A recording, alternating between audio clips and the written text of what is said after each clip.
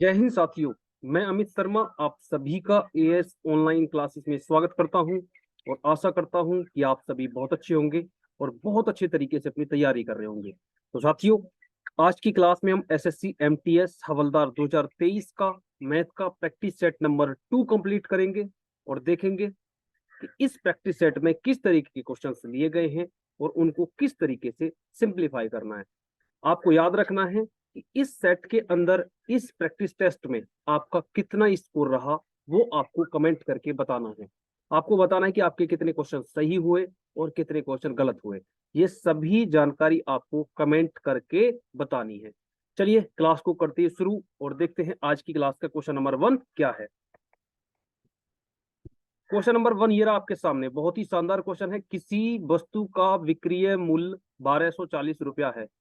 किसी वस्तु का क्रय मूल्य 1240 रुपया है तथा हानि 20% हो तो वस्तु का विक्रय मूल्य क्या होगा। आपको बताना है कि वो वस्तु कितने रुपया में बेची जाएगी।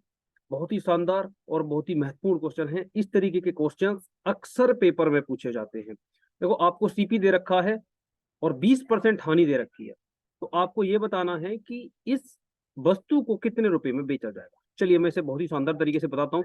मान के चलिए कि इस वस्तु का जो सीपी है, थोड़ी देर के लिए मानते हैं, वो अपने आप में कितने परसेंट है, 100% है। क्लियर। कोई भी आर्टिकल होगा उसकी कीमत अपने आप में 100% के बराबर होगी, ये जाहिर सी बात है। फिर उसके बाद में उसने ये कहा है कि इसको जो बेचा गया है वो 20% लॉस पे बेचा गया है, तो 100% में से 20% हानि होगी तो कितना बचा होगा, एसपी। आप कह रहे होंगे सर एसपी जो बचेगा इसका वो 80% बचेगा। Very good. अब आप देख रहे हैं ना, सीधा सीधा 100 से 80 हो गया है तो 20% की हानि हो गई। क्लियर। तो ये सामान कितने में बेचा गया, 80% में बेचा गया। तो सीधा सीधा हम इसके 1240 का क्या निकाल देंगे, 80%। 1240 गुणा 80/100। क्लियर हो गया। दो जीरो से दो जीरो कैंसिल हो जाएंगी। कितना बचेगा, 124 मल्टीप्लाई 8। इस 8 की मल्टीप्लाई 124 में करोगे, 8 चौक 32, हासिल लगे 3, 8 दूनी 16 और 3 19, 8 एकम 8 और 1 9। तो इस सामान को कितने रुपया में बेचा जाएगा, 992 रुपया। ऑप्शन ए आपका एकदम सही जवाब हो जाएगा। Option A is the correct answer. मुझे उम्मीद है कि क्वेश्चन नंबर 1 आपको बहुत ही शानदार तरीके से समझ में आया होगा। कहीं पे कोई दिक्कत है कमेंट करो, कोई भी परेशानी आ रही है मुझे कमेंट करके बताओ। चलिए इसको नोट करो, मैं इसे क्लियर कर रहा हूं। चलिए क्वेश्चन नंबर 2 ये रहा आपके सामने। यदि 80 वस्तुओं का क्रय मूल्य 50 वस्तुओं के विक्रय मूल्य के बराबर है तो लाभ प्रतिशत क्या होगा। वेरी वेरी इंपॉर्टेंट क्वेश्चन है। तो यहाँ पे मैं इसे करवा रहा हूं, आप इसको ध्यान से देखिएगा कि 80 वस्तुओं का उसने बताया है कि क्रय मूल्य किसके बराबर है, 50 वस्तुओं के विक्रय मूल्य के बराबर है। तो मैं यहाँ पे सीपी कितने वस्तुओं की, 80 वस्तुओं की सीपी है और वो बराबर किसके है, 50 वस्तुओं के एसपी के बराबर है। तो आप ये देखो, जितने रुपए में मैंने 50 खरीदी होंगी, जितने भी रुपए में मैंने खरीदी होंगी, उस सेम रुपया में मैंने 50 को बेच दिया, 50 को बेच दिया, तो मुझे कितने वस्तुएं बच गई। आप कह रहे हो सर 80 में से मैंने 50 को बेच दिया तो मुझे 30 वस्तु बच गई।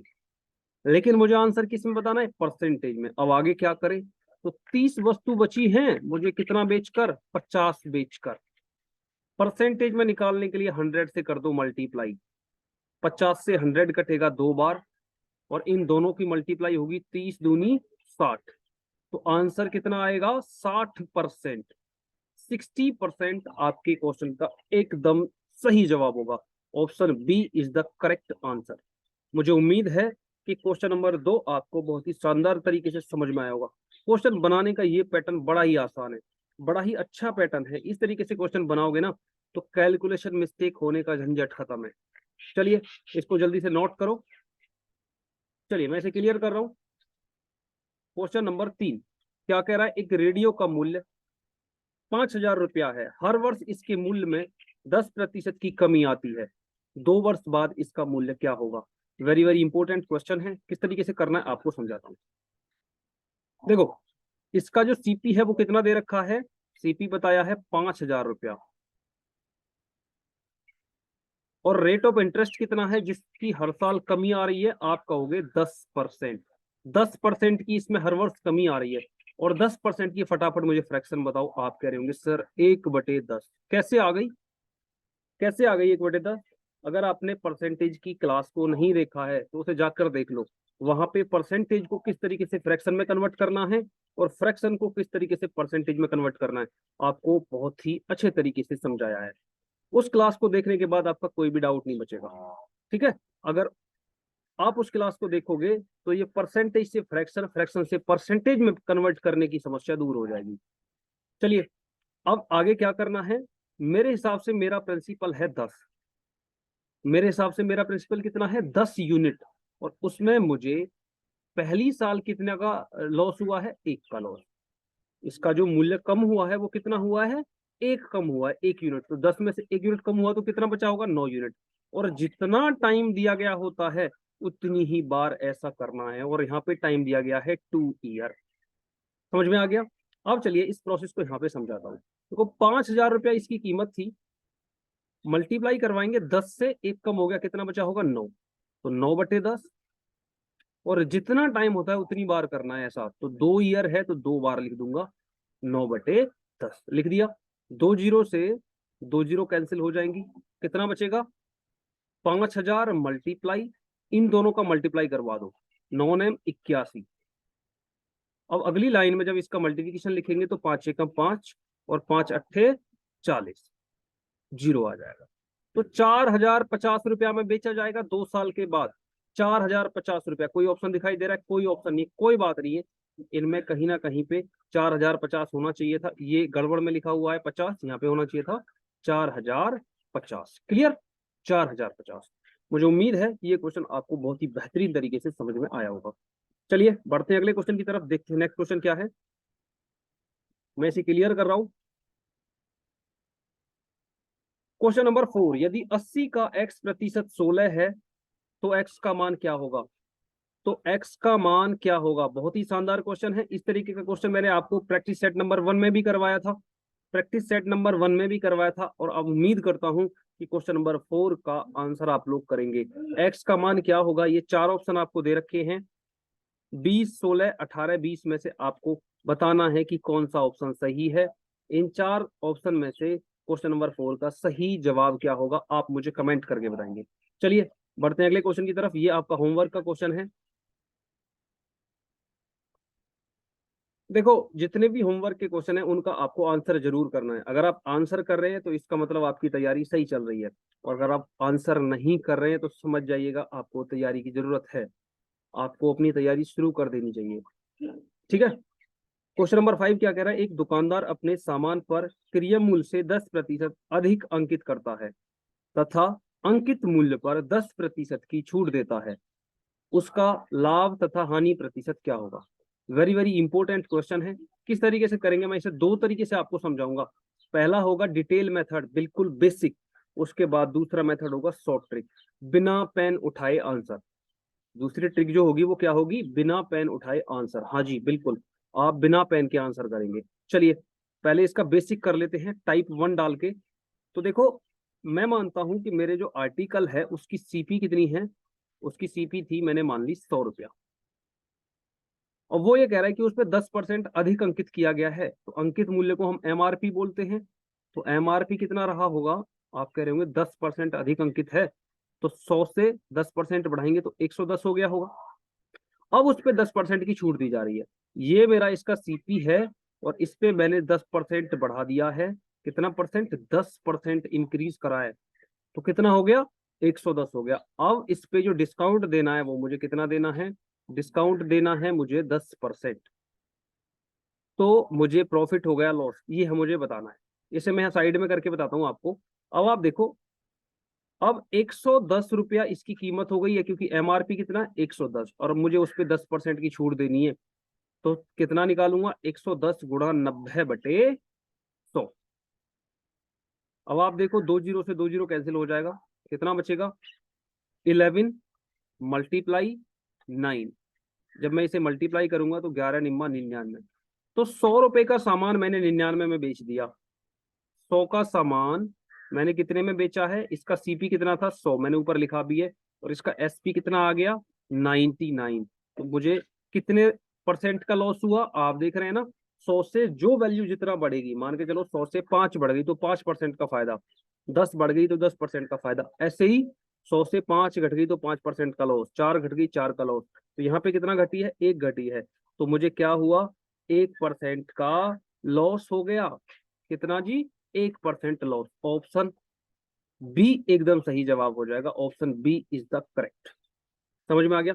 चलिए इसे जल्दी से नोट करो। अब जो मैंने आपसे कहा था कि बिना पेन उठाए आप आंसर करेंगे, लेकिन समझने के बाद मैं उसे भी समझाता हूं आपको, वो इसकी शॉर्ट ट्रिक रहेगी। ऐसे क्वेश्चन जिसमें 10% बढ़ाया जाए, 10% घटाया जाए, 20% बढ़ाया जाए, 20% घटाया जाए, 40% बढ़ाया जाए, 40% घटाया जाए, मतलब कि ये हुआ कि जितना बढ़ा रहे हैं उतना ही घटा रहे हैं। घटाने का मतलब छूट देना। ठीक है, तो जितना हमने बढ़ाया उतनी ही छूट दे दी। तो ऐसे क्वेश्चन में हमें क्या करना है कि एक फॉर्मूला याद रखना है आपको, plus x minus y. Plus x minus x, y की कोई आवश्यकता है नहीं क्योंकि दोनों वैल्यू बराबर हैं।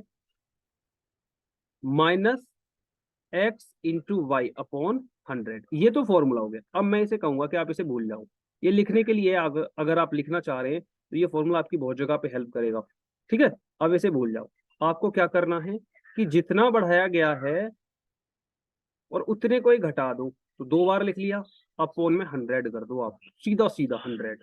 और 2 जीरो से 2 जीरो कट गया, कितना बच गया? 1 × 1 इक्वल टू कितना आ गया? 1 × 1 लॉस। क्लियर? ऐसी कंडीशन में हमेशा हमें लॉस होगा। ये मैंने आपको बेसिक में समझाया है। बेसिक में समझाया ना। अब दूसरा एग्जांपल और लेता हूं। मान के चलो 20% इसके रेट को पहले बढ़ाया गया और फिर 20% घटाया गया। तो 20 × 20 = 100। अपना प्रोसीजर सेम रहेगा, जो अपना तरीका है करने का सेम रहेगा। 2 जीरो से 2 जीरो कट जाएगा और इन दोनों की मल्टीप्लाई करवाएंगे तो दो दूनी 4% लॉस। 4% लॉस हो जाएगा। क्लियर हो गया? अगर मैं आपसे कहूं 30% बढ़ाया जाए और 30% घटाया जाए तो 0 से 0 कटेगा, तो कितना बचेगा? 3 × 3, 3 × 3 करेंगे तो 9% लॉस। तो मैं कहूं आपसे कि 40% बढ़ाया गया है और 40% घटाया गया है, तो आप कह रहे होंगे सर 0 से 0 काट दो, 4 × 4 = 16% लॉस। क्लियर? कैसा तरीका रहा? बिना पेन उठाए करने वाला तरीका रहा ना, एकदम बेहतरीन तरीका है। अगर तरीका समझ में आ गया ना तो वीडियो को लाइक कर दो, इसके लिंक को अपने दोस्तों के साथ में अवश्य शेयर कर दो। आप जिस भी स्टडी ग्रुप से जुड़े हुए हैं, जिस भी व्हाट्सएप ग्रुप से जुड़े हुए हैं, इस वीडियो का लिंक शेयर अवश्य कर दो। ठीक है, चलिए बढ़ते हैं नेक्स्ट क्वेश्चन की तरफ। देखते हैं अगला क्वेश्चन क्या है। Question number 6। 2500 रुपया पर 10% वार्षिक दर से 2 वर्ष का चक्रवृद्धि ब्याज तथा साधारण ब्याज का अंतर क्या होगा? बहुत ही शानदार सवाल है। देखो इसको किस तरीके से करना है। इस तरीके के क्वेश्चंस आपसे सीआईएसआई के ऊपर जरूर पूछे जाएंगे। आपको बताता हूँ। आपको ध्यान रखना है कि एसआई हर साल बराबर रहेगा। पहली साल 10% है तो दूसरी साल भी 10 रहेगा, तीसरी भी 10 रहेगा। तो हमें करना क्या है? अगर मैं कहूँ पहली साल 10% था तो 2 साल में कितना मिलेगा सीआई? तो 2 × 10। 3 साल में 3 × 10, 4 साल में 4 × 10, 5 साल में 5 × 10। ये किसकी बात कर रहा हूँ? सिंपल इंटरेस्ट की। तो देखो यहाँ पे मैं लिख रहा हूँ एसआई। एसआई के रेस्पेक्ट में बात करें तो रेट ऑफ इंटरेस्ट कितना है? 10%। और टाइम कितना है? टाइम कहेंगे आप 2 ईयर। तो इन दोनों की मल्टीप्लाई करवाओ, 10 × 20% मुझे क्या मिलेगा? एसआई मिलेगा। अब यहाँ पे बात करेंगे हम सीआई की। सीआई के लिए मैं इसका कलर चेंज कर ले रहा हूँ। अगर मैं सीआई की बात करूं कंपाउंड इंटरेस्ट की, तो पहली साल मुझे 10 मिलेगा और दूसरी साल 10 मिलेगा, लेकिन उस 10% पे भी तो ब्याज मिलेगा। इसके लिए फॉर्मूला लिख लो आप कि एक्स प्लस वाई, जो भी लास्ट में लिखा था फिर मिटाया था, plus x into y by 100। ये मन मन में हो जाएगा, सिर्फ लिखवाने के लिए है, एक बार आपको पता तो चले। अब देखो एक्स क्या है? रेट ऑफ इंटरेस्ट, जितना पहली साल था वाई की जगह पे भी आप इतना ही रख दो। तो कैसे करें हम कि 10% प्लस 10% प्लस 10 × 10/100। क्लियर हो गया? तो देखो 2 जीरो से 2 जीरो कटेगा, तो ये इनको जोड़ेंगे तो 10 और 10 20 हो जाएगा। और प्लस एक एकम एक, तो मुझे 2 साल में कितना कंपाउंड इंटरेस्ट मिल गया? आप कह रहे होंगे सर 21%। कितना जी? 21% मुझे कंपाउंड इंटरेस्ट मिल गया। अब उसने मुझसे क्या पूछा है सवाल में? उसने मुझसे पूछा है कि सीआई और एसआई का डिफरेंस बताओ, अंतर बताओ। सीआई माइनस एसआई, तो कितना हो जाएगा? 21% माइनस 20%, तो बराबर कितना आया? 1%। क्या ये आंसर है? नहीं, हमें वैल्यू में पूछा गया है, ये परसेंटेज में आंसर है। कितने परसेंट का अंतर है? 1% का। अब हमें सीधा सीधा 2500 का 1% निकालना है। तो 1% निकालने के लिए 1/100 करना पड़ेगा। 2 जीरो से 2 जीरो खत्म, और 25 की मल्टीप्लाई 1 में करेंगे तो 25 एकम 25। यही आपके क्वेश्चन का क्या होगा जी? Right answer. कौन सा ऑप्शन सही हो जाएगा? Option B is the correct.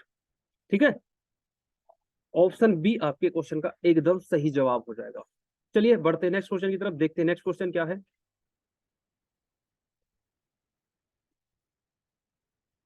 Question number 7, A B और सी की औसत आयु 24 वर्ष है। यदि ए और बी की औसत आयु 25 वर्ष हो तो सी की आयु क्या होगी? ए बी सी की कितनी है? 24 वर्ष है। ठीक है, तो ए बी और सी ये कितने व्यक्ति हुए? टोटल 3, और इनकी कुल आयु कितनी हो जाएगी? जितने व्यक्ति होते हैं उतने ही व्यक्तियों की मल्टीप्लाई करवाते हैं औसत आयु से, तो 3 गुणा 24, 3 गुणा 24 करेंगे तो कितनी आ जाएगी? 24 दूनी 48, 24 तिया 72 ईयर। क्लियर हो गया? तो इन तीनों व्यक्तियों की कुल आयु कितनी हो गई? 72 साल। क्लियर? अब वो कह रहा है कि ए और बी की औसत आयु कितनी है? 25 वर्ष। तो ए और बी की मैं यहाँ पे लिख रहा हूँ, ए और बी की औसत आयु है 25 वर्ष। तो कितने व्यक्ति हैं? 2 व्यक्ति हैं। गुणा करवाएंगे औसत आयु 25 से, तो कितना हो जाएगा? 25 दूनी 50 ईयर। कितना हो गया जी? 50 ईयर। अब मुझसे पूछा गया सी की आयु क्या होगी, तो आप मुझे बताओ। ए बी सी तीनों में से ए और बी को हटा दूं तो क्या बचेगा? सी बचेगा ना। तो हमें सीधा सीधा सी निकालने के लिए 72 माइनस 50 करना है, तो कितना आ जाएगा? 22। तो सी की आयु कितनी हो जाएगी? 22 ईयर, 22 वर्ष। कौन सा ऑप्शन सही हो जाएगा? Option B is the correct answer हो जाएगा। ऑप्शन बी आपके क्वेश्चन का एकदम सही जवाब होगा। चलिए बढ़ते हैं नेक्स्ट क्वेश्चन की तरफ, देखते हैं अगला क्या है, जल्दी से नोट करो। क्वेश्चन नंबर 8, 1 से लेकर 50 तक सभी संख्याओं का योगफल क्या होगा? वेरी वेरी इंपॉर्टेंट क्वेश्चन है। इस तरीके के क्वेश्चंस मैंने आपको ऑफलाइन ऑनलाइन दोनों में समझाए हैं एकदम डिटेल में। किस तरीके से करना है इनके लिए मैंने आपको शॉर्ट ट्रिक भी, डिटेल मेथड भी दोनों करवाए हैं। ठीक है, क्वेश्चन नंबर 8 का आप मुझे आंसर कमेंट में करके बताओगे। इसका सही जवाब क्या होगा? 4 ऑप्शन दे रखे हैं, इनमें से सही क्या होगा आप मुझे कमेंट करके बताओगे। ठीक है, कि कौन सा ऑप्शन सही है। ये आपके होमवर्क का क्वेश्चन है। मुझे उम्मीद है कि क्वेश्चन नंबर 8 का आप आंसर डेफिनेटली करोगे, जरूर करोगे। अगर आपने सीखा है, आपको आता है तो आप करोगे, नहीं आता है ना तो आपसे हिलेगा भी नहीं। ठीक है, अगर नहीं आता है तो मुझे कमेंट करके बताओ, नेक्स्ट क्लास में इस तरीके का क्वेश्चन डालूंगा और आपका डाउट क्लियर हो जाएगा। ठीक है, चलिए बढ़ते हैं अगले क्वेश्चन की तरफ, देखते हैं नेक्स्ट क्वेश्चन क्या है। Question number 9, the value of 30/6 × 5 of 2 + 3 - 12, 3 × 2 = what? तो ये सिंप्लीफिकेशन का क्वेश्चन है, बड़ा ही शानदार क्वेश्चन है। और ऐसा आज तक कोई एग्जाम नहीं हुआ जिसमें सिंप्लीफिकेशन के 2 से 3 सवाल ना पूछे गए हो। हर पेपर में पूछे जाते हैं, और इस टाइप के सवाल पूछे जाते हैं। तो आपको क्या करना है, इस टाइप के जितने भी क्वेश्चन बन रहे हैं सभी की प्रैक्टिस धमाकेदार करनी है। ठीक है, चलिए इस क्वेश्चन को करते हैं। कैसे होगा?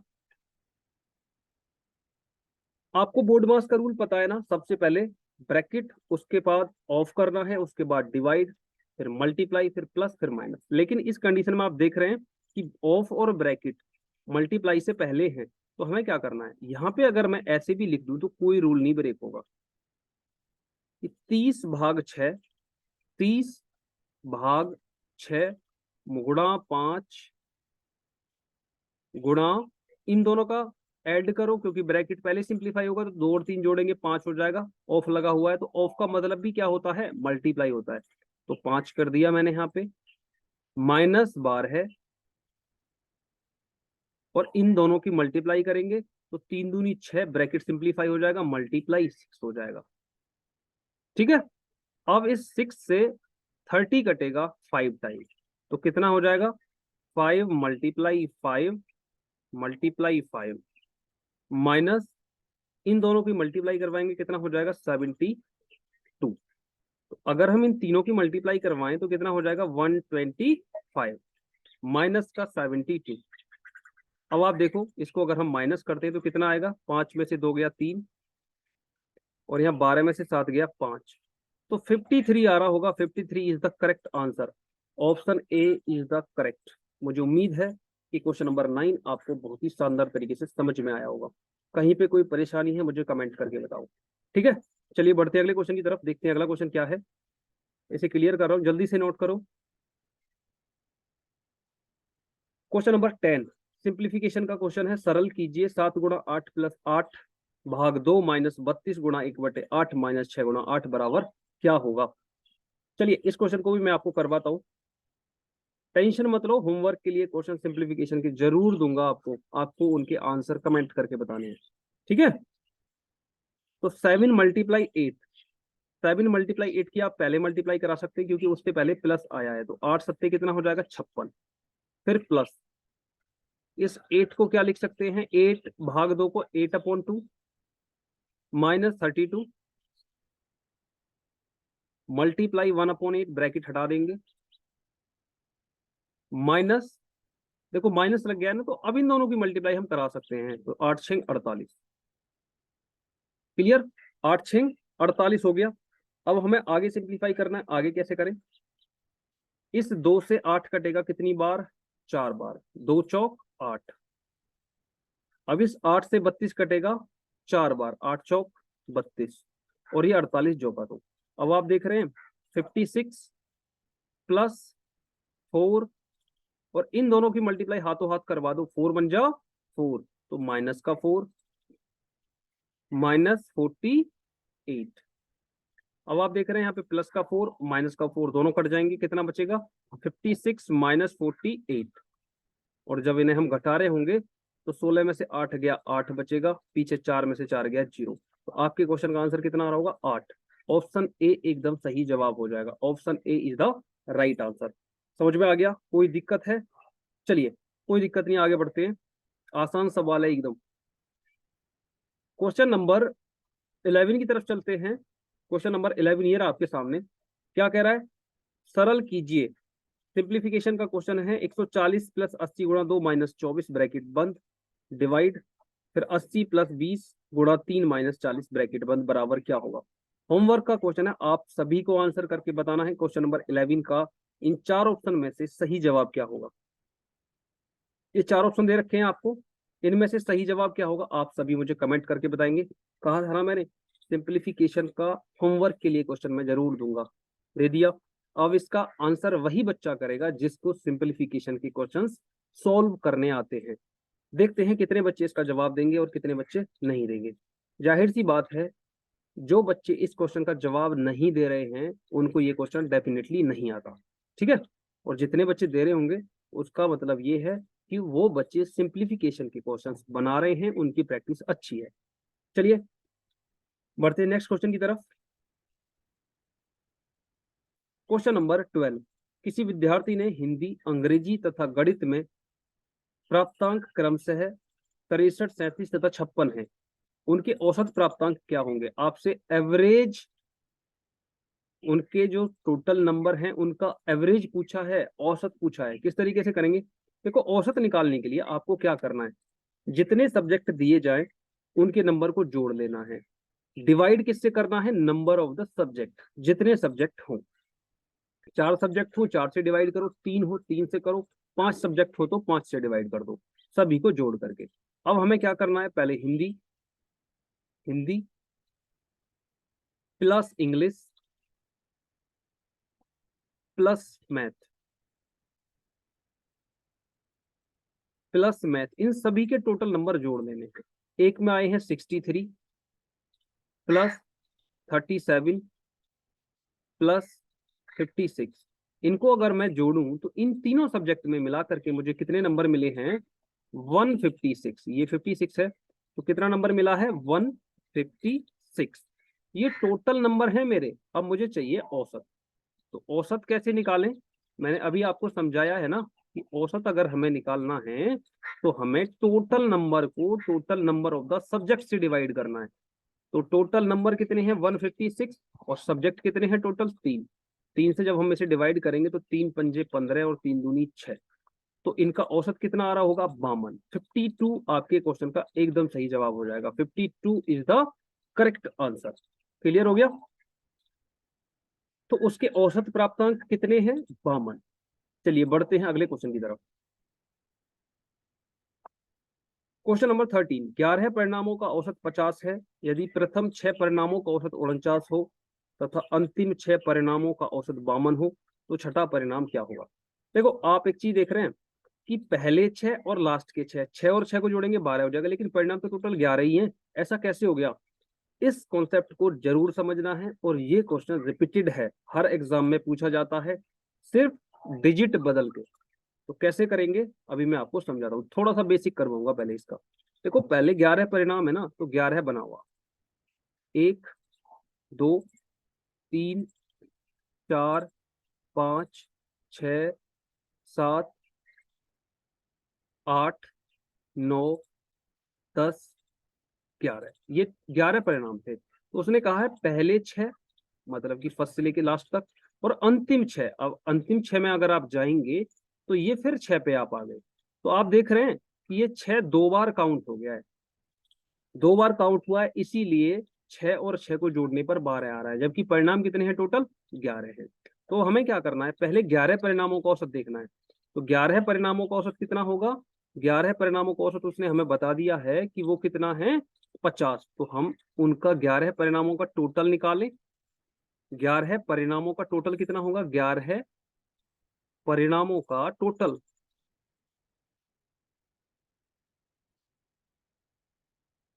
तो वो 11 परिणामों का टोटल होगा 11 गुणा 50, और बराबर कितना होगा? 11 पंजे 55, 550। क्लियर? 11 परिणामों का टोटल आया 550। अब उसने हमसे दूसरी कंडीशन बताई कि प्रथम 6, तो पहले 6 परिणाम, यहाँ पे मैं लिख रहा हूं कि पहले 6 परिणाम, पहले 6 परिणाम बराबर कितने के हो जाएंगे? 6 गुणा 49, क्योंकि पहले 6 परिणामों का औसत है 49। जब इसकी मल्टीप्लाई करेंगे तो 9 छिक्का 6 नैम 54, और 6 चौक 24 और 5 29, 294। क्लियर हो गया? और अंतिम 6 परिणाम, अंतिम 6 परिणाम कितने के बराबर होंगे? अंतिम 6 परिणाम, अंतिम 6 परिणाम कितने के बराबर हो जाएंगे? अब आप कह रहे होगे कि 6 गुणा 52, तो इनका कुल कितना होगा? 6 दूनी 12 है, और 6 पंजे 30 और 1 31। तो अब आप देखो, अगर मैं इन्हें जोड़ूं तो ये कितने परिणाम है टोटल? 6 और 6 12 परिणाम। 12 परिणाम, कितने परिणाम है? 12 परिणाम है। और इनका कुल कितना आ रहा है? टोटल आ रहा है इनका, इनको जोड़ने पे 4 और 2 6, 9 और 1 10, 3 और 2 5 और 1 6। ठीक है? तो ये ज्यादा कैसे हो गया टोटल से? इसलिए ज्यादा हो गया क्योंकि 12वां परिणाम इसमें एक्स्ट्रा है। मेरे पास कुल 11 थे। अब हमें क्या करना है? छठे परिणाम के लिए जो छठा परिणाम फालतू जुड़ गया है, तो हम यहाँ पे लिख देंगे छठा परिणाम, छठा परिणाम बराबर 606 माइनस 550। और जब हम इसे माइनस कर रहे होंगे तो 6 हो जाएगा ये यहाँ पे, और यहाँ पे 10 में से 5 गया तो 5 हो जाएगा। और यही आपके क्वेश्चन का राइट आंसर हो जाएगा। 56, 56 में ऑप्शन डी आपका एकदम सही हो जाएगा। 56 इज द करेक्ट आंसर। हो गया? समझ में आ गया? चलिए बढ़ते नेक्स्ट क्वेश्चन की तरफ, देखते हैं अगला क्वेश्चन क्या है। इसे जल्दी से नोट करो, जल्दी से, फटाफट, जल्दी से नोट करो इसे। हो गया? चलिए मैं इसे क्लियर कर रहा हूं। नेक्स्ट क्वेश्चन, क्वेश्चन नंबर 13, 18 और 24 का तीसरा अनुपात क्या होगा? 18 और 24 का तीसरा अनुपात क्या होगा? आसान सवाल है, प्रैक्टिस सेट नंबर 1 में भी मैंने ऐसे क्वेश्चन दिए थे। 4 ऑप्शन दे रखे हैं, 4 ऑप्शन में कौन सा सही होगा आपको कमेंट करके बताना है। होमवर्क का क्वेश्चन है, इसका तीसरा अनुपात क्या होगा? इन 4 ऑप्शन में से कौन सा सही है? 20, 32, 45, 25, क्या सही होगा वो आपको कमेंट करके बताना है। चलिए बढ़ते हैं अगले क्वेश्चन की तरफ। क्वेश्चन नंबर 14, 5, 10 और 15 का चौथा अनुपात क्या होगा? बहुत ही शानदार क्वेश्चन है। इस तरीके का क्वेश्चन सेट नंबर 1 में भी लिया गया था और ये भी आपके होमवर्क का क्वेश्चन है। आपको इसका भी आंसर कमेंट करके बताना है कि इसका चौथा समानुपात क्या होगा। ठीक है, अनुपात समानुपात के ऊपर मैंने ऑफलाइन में भी बहुत अच्छे से समझाया है। चलिए बढ़ते हैं नेक्स्ट क्वेश्चन की तरफ। क्वेश्चन नंबर 15, देखो क्या कह रहा है, यदि ए अनुपात बी बराबर 3:8 और बी अनुपात सी बराबर 4:6, तब ए अनुपात बी अनुपात सी बराबर क्या होगा? तो चलिए कैसे करना है इसका सिस्टम मैंने आपको ऑफलाइन में भी समझाया है, सेट नंबर 1 में भी समझाया, फिर से एक बार समझाता हूँ। इंपॉर्टेंट क्वेश्चन है क्योंकि रिपीट कर गया है, डिजिट चेंज हुई है लेकिन कंसेप्ट रिपीट कर गया है। अगर कंसेप्ट रिपीट हो रहा है तो उस तरीके के क्वेश्चंस आपको सारे बनाने हैं, इंपॉर्टेंट क्वेश्चन माने जाते हैं इस तरीके के। तो क्या करना है, 3:8, फिर हमें क्या करना है, 4:6। जेड फॉर्मेशन लग रही है ना, आपको याद है ना, जेड फॉर्मेशन लग रही है। जेड फॉर्मेशन लग जाए तो काम आसान है। कैसे? 3 की मल्टीप्लाई 4 में, फिर 8 में, फिर 6 में, लग गई जेड फॉर्मेशन। 3 की मल्टीप्लाई 4 में करेंगे तो 3 चौक 12 है अनुपात, फिर 4 की मल्टीप्लाई 8 में, 4 अट्ठे 32 अनुपात, फिर 8 की मल्टीप्लाई 6 में, 8 6 48। अब इसको डिवाइड कर लेते हैं, 4 से काटेंगे, 4 से 3 बार, क्योंकि रेशियो का मतलब होता है सिंपलेस्ट फॉर्म, जहां पे कटना बंद हो जाए। तो 4 तिया 12 है, 4 अट्ठे 32 अनुपात, 4 से काटेंगे, 4 से 12 बार, 12 चौक 48। तो यही आपके क्वेश्चन का सही जवाब हो जाएगा, 3:8 अनुपात 12, 3:8 अनुपात 12। ऑप्शन बी क्या हो जाएगा? एकदम सही हो जाएगा, option B is the correct answer. ठीक है, समझ में आ गया होगा, मुझे उम्मीद है कि ये क्वेश्चन आपको बहुत शानदार तरीके से समझ में आया होगा। चलिए बढ़ते हैं अगले क्वेश्चन की तरफ, मैं इसे क्लियर कर रहा हूं, जल्दी से नोट करो फटाफट। क्वेश्चन नंबर 16, ए अनुपात बी बराबर इतना, बी अनुपात सी बराबर इतना, यदि बी बराबर 800 हो तो ए का मान क्या होगा? इस टाइप का क्वेश्चन भी मैंने आपको प्रैक्टिस सेट नंबर 1 में करवाया है। रिपीटेड क्वेश्चन है, आपको बनाना है, ठीक है ना। ये क्वेश्चन का आंसर आप मुझे कमेंट सेक्शन में कमेंट करके बताएंगे कि ए का मान क्या होगा। 4 ऑप्शन दे रखे हैं, इन 4 ऑप्शन में 176, 300, 208 या 88, क्या सही होगा आप मुझे कमेंट करके बताएंगे। ठीक है, होमवर्क का क्वेश्चन है। चलिए बढ़ते हैं नेक्स्ट क्वेश्चन की तरफ। क्वेश्चन नंबर 17, एक संख्या का 40% उस संख्या के 1/4 से 105 अधिक है, तो उस संख्या का 35% क्या होगा? वेरी वेरी इंपॉर्टेंट क्वेश्चन है, वेरी वेरी इंपॉर्टेंट। देखो, एक संख्या का 40% उसके 1/4 से 105 अधिक है। अब 1/4 जो दिया है ना उसने, उसका मतलब मुझे आप समझाओ। तो 1/4 का मतलब कितना होता है? आप करेंगे सर 1/4, और 1/4 को परसेंटेज में बदलूं तो कितने परसेंट के बराबर है? 25% के बराबर। इसीलिए मैं आपसे बार बार कह रहा हूं कि परसेंटेज वाली क्लास को जरूर देख लो, किस तरीके से फ्रैक्शन में कन्वर्ट करना है और फ्रैक्शन को किस तरीके से परसेंटेज में कन्वर्ट करना है। अगर वो सीख जाओगे क्वेश्चन आसान हो जाएगा। अब दूसरी भाषा में हम ये कहें कि अगर उस संख्या का 40% उस संख्या के 25% से 105 अधिक है और मैं उसके 25% में 105 जोड़ दूं तो दोनों बराबर हो जाएंगे। क्या कह रहा हूं मैं? अब मैं आपको लिख के समझाता हूं कि उस संख्या का 40% बराबर हो जाएगा संख्या के 25% प्लस 105 के, प्लस 105 के। अब हम 40% में से 25% को माइनस करेंगे, 40% माइनस 25%, समझते रहो एक एक चीज को, बराबर किसके हो जाएगा? 105 के। तो ये हो गया 15%, और 15% बराबर किसके हो गया? 105 के। तो सच बताओ 1% कितने के बराबर होगा? आप कह रहे होंगे सर 1% बराबर 105/15। 15 से काटेंगे 7 बार कटेगा, 7 के बराबर हो गया। और 100% कितने के बराबर होगा? आप कह रहे होंगे सर 100% होगा 700 के बराबर। हमने 100% क्यों निकाला? 100% इसलिए निकाला कि वो अगर हमसे नंबर पूछे कि वो नंबर क्या होगा, तो वो नंबर अपने आप में 100% के बराबर होगा, और 100% की वैल्यू निकल के आ रही है 700। तो नंबर पूछे तो आपका आंसर आएगा 700। लेकिन उसने हमसे क्या पूछा है? उस नंबर का 35%। तो 700 का सीधा सीधा हम 35% निकाल देंगे। 700 गुणा 35/100। 2 जीरो से 2 जीरो कट जाएगा, कितना बचेगा? 7 मल्टीप्लाई 35। इसकी गुणा करें तो 7 पंजे 35, हासिल लगे 3, 7 या 21 और 3 24। तो 245 आपके क्वेश्चन का एकदम सही जवाब होगा। 245 ऑप्शन डी एकदम राइट आंसर हो जाएगा। मुझे उम्मीद है कि क्वेश्चन नंबर 17 आपको एकदम अच्छे से शानदार तरीके से समझ में आया होगा। कहीं पे कोई भी समस्या है मुझे कमेंट करके बताओ, आपकी इस समस्या का समाधान हो जाएगा। ठीक है, अगर बताओगे ही नहीं तो कैसे होगा? आप मुझे जो भी परेशानी आ रही है कमेंट करके बोल दो, आपकी समस्या सुधर जाएगी। ठीक है, चलिए मैं इसे क्लियर कर रहा हूं, जल्दी से नोट करो। क्वेश्चन नंबर 18, दो संख्या तीसरी संख्या की 20% तथा 30% है, तो पहली संख्या दूसरी संख्या का कितना प्रतिशत है?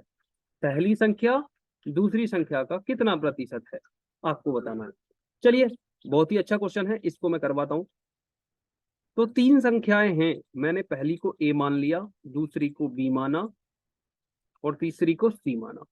अब वो ये कह रहा है कि तीसरी संख्या की 20 और 30% है। तो तीसरी संख्या अगर 100 है तो उसकी 20% पहली संख्या होगी तो 20, और 30% दूसरी होगी, तो 100 का 30% 30।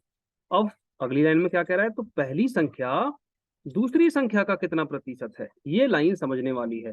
तो पहली संख्या दूसरी संख्या का कितना प्रतिशत है? मैं कह रहा हूं कि दूसरी संख्या है बी, और वो बी बराबर है 30। तो 30 का कितना प्रतिशत है? x प्रतिशत मान लिया मैंने। क्या है जी? ए की जगह पे 20 रख दिया। मैंने कह दिया कि दूसरी संख्या का x% है पहली संख्या। अब इसको आगे सिंप्लीफाई करना है, 30 गुणा x/100, क्लियर, बराबर 20। अब 1 जीरो से 1 जीरो कट गया। अब ये x बराबर कितना हो जाएगा? 20 गुणा इस 10 की, यहाँ पे भाग में है, इधर जाएगा गुणा में हो जाएगा, तो 10 में मल्टीप्लाई हो जाएगी 20 की, तो 20 गुणा 10/3। तो ये हो जाएगा 20 2 इन दोनों की मल्टीप्लाई करें तो 200/3। 200/3, क्लियर, यहां तक सिस्टम समझ में आया है?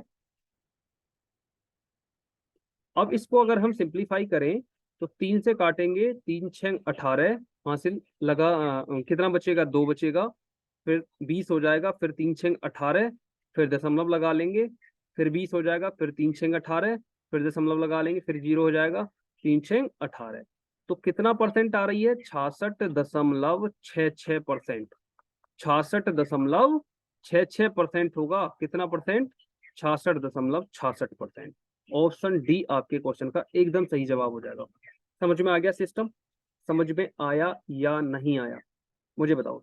अब देखो, इसका मैं तुम्हें दूसरा तरीका और भी समझाता हूँ, जो शॉर्टकट जिसे हम बोल देते हैं। उसने कहा था कि पहली संख्या दूसरी संख्या का कितना प्रतिशत है।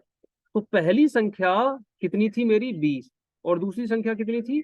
30, और गुणा कर दो 100 से। क्लियर हो गया? जब इसे आप मल्टीप्लाई करवाओगे तो 0 से 0 कट जाएगा, ये फिर से 200/3 हो जाएगा, और इसका मतलब होता है 66.66%। 66.66%। ये एकदम शॉर्ट ट्रिक है, इसको हम क्या बोल देते हैं? Short trick. Short trick. आप कहते हो ना कि सर डिटेल के बाद शॉर्ट ट्रिक भी करवा दिया करो, तो ये आ गई शॉर्ट ट्रिक। समझ में आ गया? चलिए बढ़ते हैं अगले क्वेश्चन की तरफ, देखिए नेक्स्ट क्वेश्चन क्या है। क्वेश्चन नंबर 19, दो संख्या तीसरी संख्या से 25% तथा 20% कम है, तो पहली संख्या दूसरी संख्या का कितना प्रतिशत है? तो पहली संख्या दूसरी संख्या का कितना प्रतिशत है? चलिए इस क्वेश्चन को मैं करवाता हूं, बहुत ही शानदार क्वेश्चन है। कैसे करना है? सेम क्वेश्चन है जैसे अभी करा है। ए बी और सी 3 संख्याएं ले लो, और उसने कहा है कि तीसरी से तीसरी संख्या मैं 100 मान रहा हूं, पहली संख्या 25% तथा दूसरी संख्या 20% कम है। तो पहली 25 कम है तो कितनी रही होगी 75, और दूसरी 20 कम है तो कितनी रही होगी 80। अब उसने कहा है कि पहली संख्या दूसरी संख्या का कितना प्रतिशत है। अभी शॉर्ट ट्रिक भी करवाई थी, तो पहली संख्या 75 है बटे दूसरी संख्या, मल्टीप्लाई किसकी करनी है हमें 100 की। अब काट दो, 20 चौक 80 और 20 पंजे 100। क्लियर हो गया। अब अगली लाइन में 75 की गुणा करेंगे 5 में, इन दोनों की मल्टीप्लाई करवाएंगे, तो 5 पंजे 25, हासिल लगे 2, 5 सत्ते 35 और 2 37 हो गया, 375 बटे 4।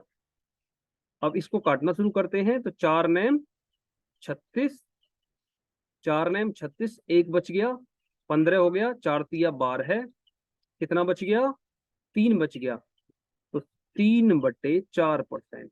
तो आपके क्वेश्चन का आंसर कितना आ रहा होगा 93 सही, 93 सही, 3/4%। ऑप्शन कौन सा हो जाएगा सही, option D is the correct. Option D आपके क्वेश्चन का एकदम सही जवाब हो जाएगा। मुझे उम्मीद है कि ये क्वेश्चन आपको बहुत ही अच्छे तरीके से समझ में आ गया होगा। पहला क्वेश्चन और ये क्वेश्चन दोनों लगभग सेम थे, कंसेप्ट दोनों का सेम है, बस थोड़ा सा शब्दों का अंतर है। ठीक है, चलिए जल्दी से इसे नोट करो, मैं इसे इरेज कर रहा हूं, मिटा रहा हूं मैं इसे। क्वेश्चन नंबर 20, दो संख्या तीसरी संख्या से 20% तथा 40% अधिक है, तो पहली संख्या दूसरी संख्या का कितना प्रतिशत है। होमवर्क का क्वेश्चन रहेगा। इस तरीके के दो क्वेश्चन मैंने आपको करवा दिए हैं, दोनों क्वेश्चन के तरीके से ही ये क्वेश्चन भी बनेगा। इससे पहला जस्ट जो 19वां क्वेश्चन आपने किया है उसमें था कि तीसरी संख्या से कम है, और इसमें सिर्फ क्या है तीसरी से अधिक है। तो तीसरी को 100 मान लो, पहली 20% अधिक है तो 120 हो जाएगी, दूसरी 140 हो जाएगी। बस इसके बाद आपका क्वेश्चन सेम प्रोसेस पे बन जाएगा। क्वेश्चन नंबर 20 का क्या आंसर होगा, 4 ऑप्शन दे रखे हैं, कौन सा ऑप्शन सही होगा आप मुझे कमेंट करके बताएंगे कि इनमें से कौन सा सही है। इन 4 में से कौन सा सही है आप मुझे कमेंट करके बता रहे होंगे कि सर 4 ऑप्शन में से option B, option C, option A या ऑप्शन डी सही है। ठीक है, बहुत ही अच्छा क्वेश्चन है, आंसर जरूर करना है। ठीक है, चलिए इस वीडियो को यहीं पे रोकते हैं, आज की क्लास में इतना ही। अगर दोस्तों ये वीडियो क्लास आपको अच्छी लगी है, ये सेशन पसंद आया है, तो इस क्लास को लाइक करें, अगर चैनल पे नए हैं तो चैनल को सब्सक्राइब करें, और इस वीडियो के लिंक को अपने स्टडी ग्रुप में, अपने व्हाट्सएप ग्रुप में अपने दोस्तों के साथ शेयर जरूर करें। ठीक है, चलिए आज के लिए इतना ही, मिलते हैं नेक्स्ट क्लास में। थैंक यू, जय हिंद, जय भारत।